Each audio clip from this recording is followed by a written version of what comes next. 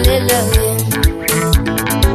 khuluma nazo umuntu zeplantu wazinyama ngamadolo ngoba iguqela amasoka sifule ngisiphuza ngiphuza ngako phakathi nakodwa kwama ngisaphuza ngikone malayini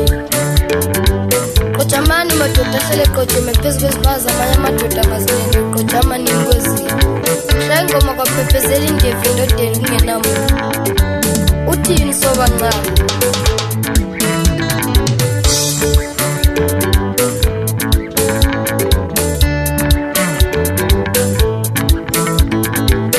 Uyonela nenhliziyo yamdala wazi kuyilungisa